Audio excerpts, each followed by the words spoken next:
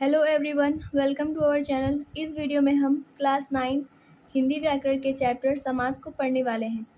तो शुरू करते हैं। दो या दो से अधिक शब्दों अथवा वाक्यांशों को संक्षिप्त करके उनसे एक नया शब्द बनाने की प्रक्रिया को समास कहते हैं। हम कोई भी दो या दो से अधिक जब शब्द को या वाक्यांश को छोटा करके उनसे एक नया शब्द बना लेते हैं तो इसी प्रक्रिया को समास कहते हैं। संक्षिप्त करना यानी छोटा करना। समास करने के बाद जो नया शब्द बनता है उसे समस्त पद या समासिक पद कहते हैं। जैसे अब हमने समास की प्रक्रिया से दो या दो से अधिक शब्दों या वाक्यांशों को छोटा कर लिया, उसके बाद जब हमें नया शब्द जो मिल रहा है वही हमारा समस्त पद या समासिक पद कहलाएगा। अब स्पष्ट रूप से दिखने वाले इन शब्दों को पद कहते हैं। समास के बाद जो स्पष्ट रूप से दिखने वाले पद होते हैं, जो स्पष्ट रूप से दिखने वाले शब्द होते हैं उन्हें पद कहेंगे, और इसमें पहले शब्द को पूर्व पद कहेंगे और बाद वाले पद को उत्तर पद कहेंगे। जैसे उदाहरण से देखिए, देशवासी, इसका समस्त पद है देशवासी। देखिए, देशवासी को हमने समास की प्रक्रिया से छोटा कर लिया है और समास करने के बाद हमें देशवासी मिला है, तो यह हमारा समस्त पद हो जाएगा। अब समस्त पद करने के बाद जो हमें पहला पद दिख रहा है, पूर्व पद दिख रहा है, वह देश है, और उसके बाद का पद उत्तर पद कहलाएगा जो है वासी। अब आते हैं समास विग्रह पर। व्याकरण में समास करने के पश्चात समस्त पद के रूप में जुड़े पदों को अलग अलग करके उनसे समास की पूर्व स्थिति में रख देने को समास विग्रह कहते हैं। जब हमने समास कर लिया, उसके बाद जो हमें समस्त पद मिला है उसमें जो पद जुड़े हुए हैं उनको अलग करके उनकी पहले वाली स्थिति में लाना ही समास विग्रह कहलाता है। जैसे विद्याधन, यह समास के बाद जो समस्त पद मिला है उसे हमने समास विग्रह की प्रोसेस से पिछले रूप में लेके आए हैं। देखिए, विद्या रूपी धन, समास के बाद समास विग्रह करने के बाद विद्या रूपी धन, यह समास विग्रह हो जाएगा।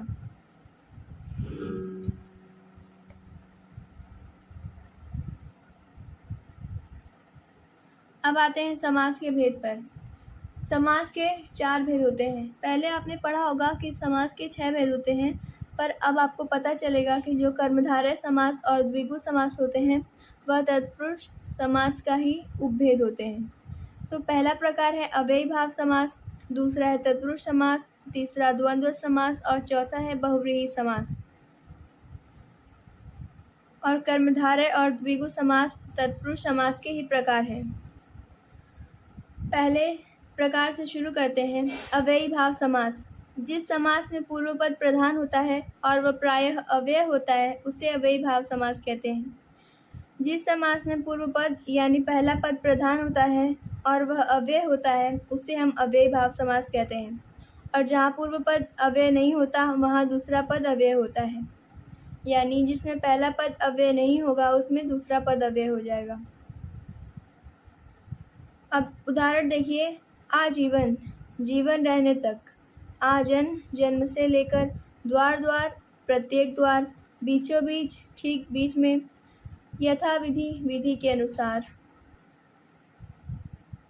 इसमें यह सभी समस्त पद हैं और यह एक्सपेंडेड फॉर्म समास विग्रह है। देखिए, इसको हमने छोटा करके लिखा है तो यह समस्त पद हो जाएगा और यह समास विग्रह का रूप हो जाएगा। और इसमें पूर्व पद प्रधान है और यह अव्यय है, इसलिए अव्ययी भाव समास हो जाएगा। अब आते हैं तत्पुरुष समास पर। जिस समास में पहला पद गौड़ तथा दूसरा पद प्रधान होता है वह तत्पुरुष समास कहलाता है।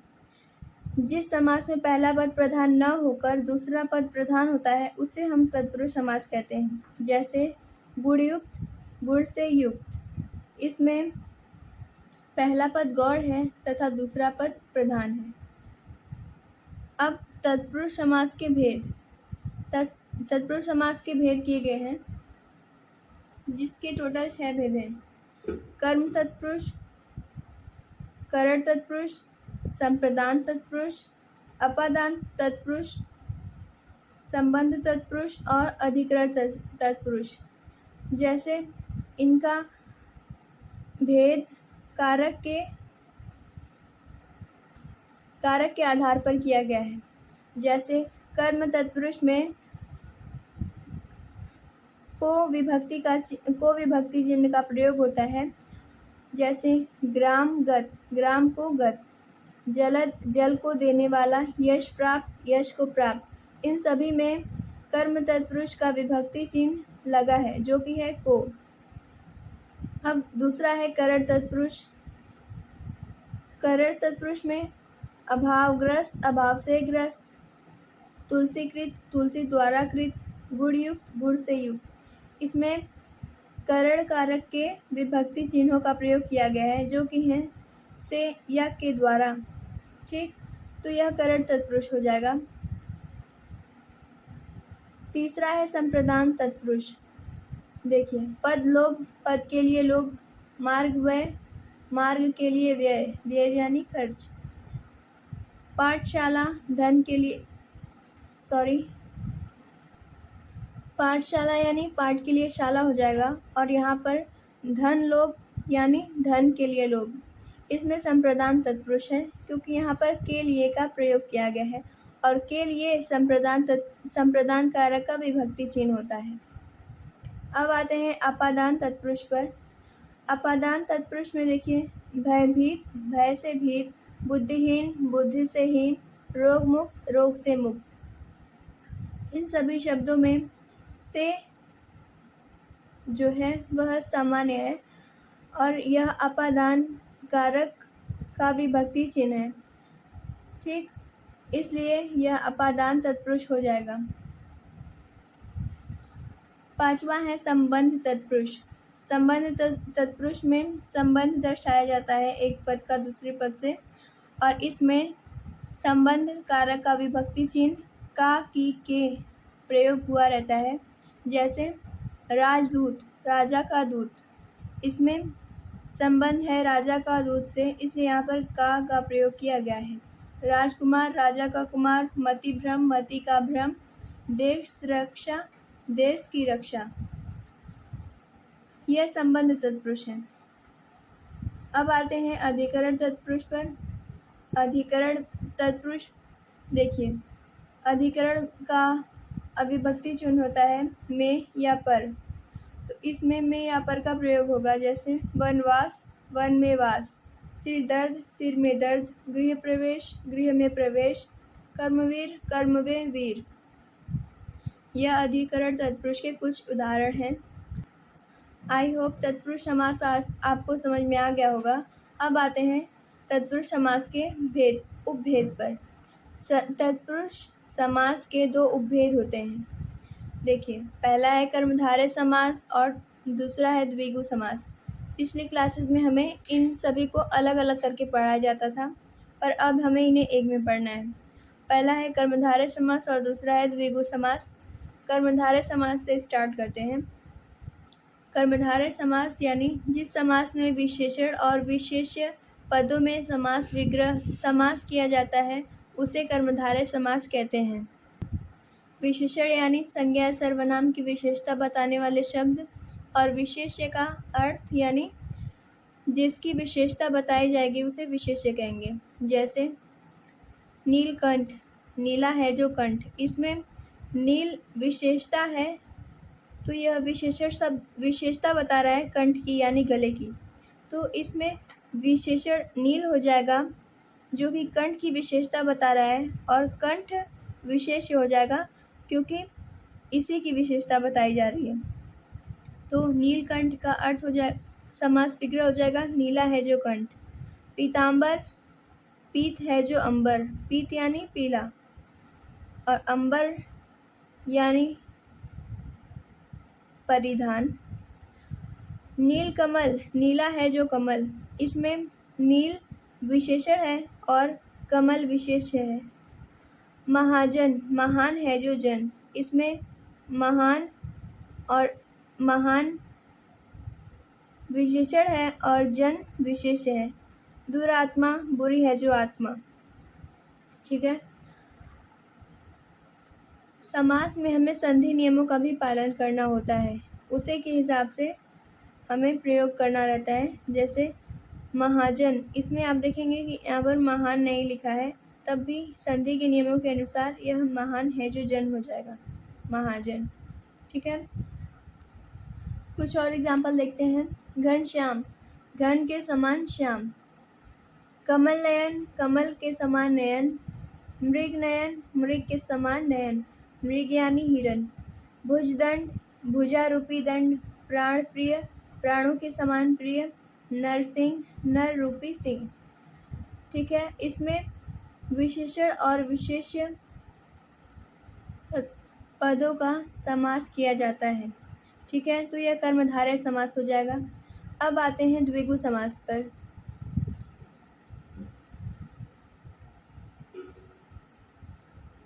देखिए, जिस समास में पूर्व पद संख्यावाची विशेषण और उत्तर पद प्रधान होता है उसे द्विगु समास कहेंगे। यह समास समूह का बोध कराता है। अगर किसी भी समास में पहला पद संख्यावाची है यानी नंबर्स से रिलेटेड है और दूसरा यानी उत्तर पद प्रधान होगा तो उसे द्विगु समास कहेंगे। यह समास समूह का बोध कराता है। ठीक है। एग्जाम्पल से देखिए, चौराहा, चार राहों का समूह। इसमें पहले देखिए आपकी पूर्व पद संख्यावाची विशेषण है, जैसे यह नंबर से रिलेटेड है, चार एक नंबर होता है, इसलिए यह द्विगु समास हो जाएगा, क्योंकि इसमें पहला पद संख्यावाची विशेषण है और दूसरा पद अव्यय है। दो राहा, दो राहों का समूह। नवरात्र, नवरात्रियों का समूह। पंचतंत्र, पंचतंत्रों का समूह।